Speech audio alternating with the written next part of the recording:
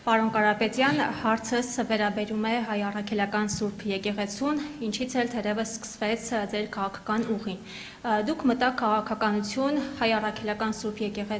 Եկեղեցին պաշտպանելու օրակարգով։ Եվ այսօր մենք տեսնում ենք մի իրավիճակ, որ այն հոգևորականները կարգալույց հռչակված թե կարգված, եթե վեհափար հայրապետի դեմ են գործում, ապա անթակույց ստանում են գործող իշխանության աջակցությունը։ Հնարավոր է ձեր իշխանության պարագայում էլ դուք էլ սկսեք հալածել այն հոգևորականներին, այն անձանց, որոնք որ այս օրերին դեմ են գործում վեհափար հայրապետին։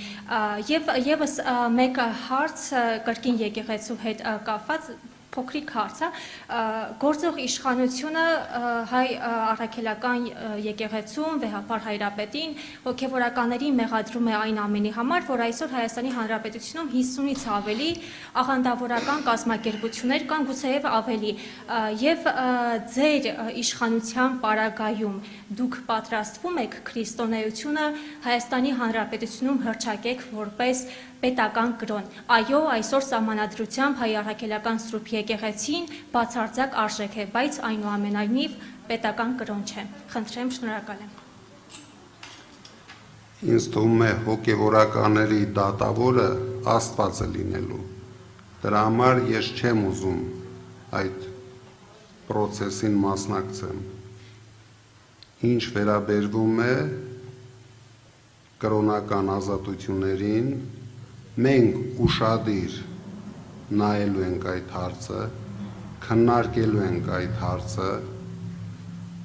ինչքան զարգացած է այդ աղանդավորական շարժումները Հայաստանում, բայց վստահ եղեք, մենք քրիստոնեությունը, մեր եկեղեցին ոչ միայն զարգացնելու ենք Հայաստանի ներսում, մենք ամբողջ աշխարհով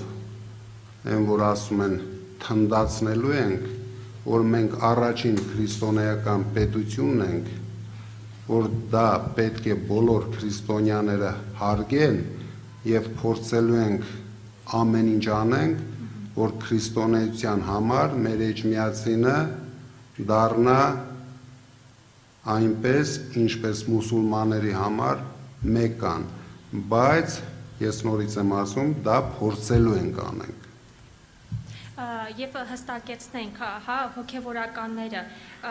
եկեղեցու թողնելու եք, որպեսզի որոշի եկեղեցին եւ դատարանները, չեք խառնվելու։ Ես վստահեցնում եմ, ես չեմ խառնվելու։ Ես վստահ եմ, մեր եկեղեցին եւ Աստվածը կլինեն գլխավոր դատավորը այդ հարցում։